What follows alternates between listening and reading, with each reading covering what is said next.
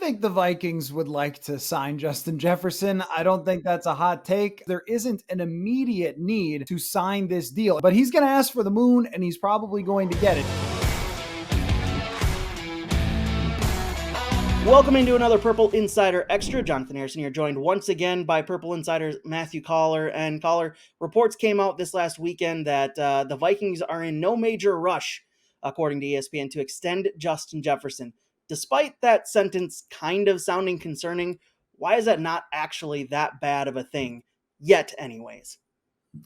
I think the Vikings would like to sign Justin Jefferson. I don't think that's a hot take. That sounds like a Vikings GM said that report because there's always this constant leverage game going on between the player and the general manager and the front office, the ownership and all that. And this is, it's complicated and not complicated, right? Like it's complicated in the way that if you're Justin Jefferson, it's probably more beneficial to sign a short-term deal that puts a lot of money immediately in your pocket, but does not lock you in for the next 5 years, which the Vikings have always liked to do in the past, where they signed Hunter and Diggs and Kendricks and all these guys to these 5-year contract extensions. But I think what we saw from DK Metcalf last year was the signing while a team was in transition as a roster, signing of a shorter term deal that gets the player through in this case, it'd be the 5th-year option, but in the franchise tag and so forth. So you want to kind of get through those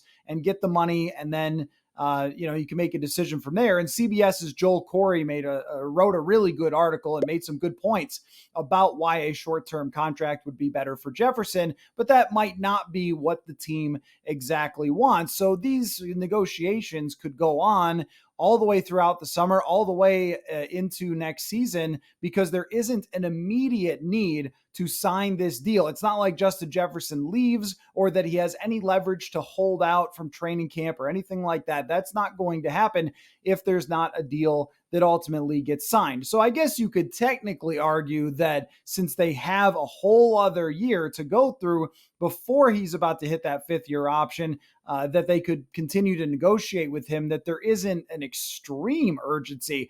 At the same time, the price goes up the more footballs the man catches, does it not? And the CBA and the TV deal and all those things, there's going to be growth when it comes to the salary cap. And I think if you're Jefferson, maybe that is a reason to wait a little bit longer to decide to sign your deal. So it doesn't necessarily mean it has to happen right now, because otherwise he's going to hit a free agency like, say, TJ Hawkinson, for example, and there's not a holdout like Danielle Hunter. But you can absolutely bet that the Minnesota Vikings want Justin Jefferson under contract. If there could be an agreement today, they would show up and they would sign it and they would be thrilled. Kwesi Adolfo-Mensah has made no bones about this in public, that he wants to sign Justin Jefferson to a long-term contract. And when it happens is hard to say, and it might require some patience from the fans. But I think that in a report like that, sounds like the Vikings trying to take back a little of the leverage. But here's the reality. They don't have it. They don't have it. They do not have it. And I will tell you why. Because he's the best receiver in the league and everybody knows it. And he's going to get paid the most money of anybody in the league, and everybody knows it. So they're going to have to work out the details and the execution and the length and the structure and the signing bonuses, and all that stuff is going to take time. But ultimately, the Minnesota Vikings want more than anything to have Justin Jefferson in a long-term contract, and they're going to do that as soon as they possibly can. All right, so then part 2, because we do live in Minnesota and we have this existential fear of all these players leaving, when should fans be concerned that nothing has happened yet? Well, I think if we get to week 1 this year without a contract all the way through training camp, then you start to, I wouldn't say panic, because you still have a whole other year and then a whole other offseason to sign that extension.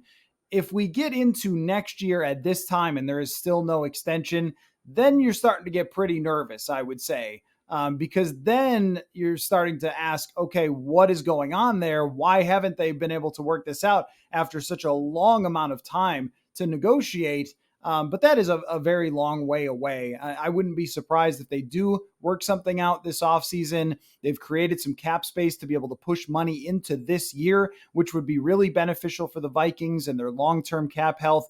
And even with Jefferson, even if he signed a shorter term deal, there's a lot of discussion about where the team is, the quarterback. He would be able to see where this team was going, where this regime was taking them before deciding the next time around. But he's going to ask for the moon, and he's probably going to get it. It's whether it's today or if it's some other time. But it could be all the way until next year. And if he really, really wants to fight it out, you have a 5th-year option, a franchise tag, another franchise tag.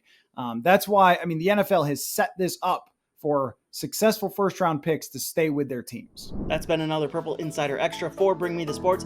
Be sure to rate, review, and subscribe to the Purple Insider Podcast wherever you get your podcasts. Talk to you next time.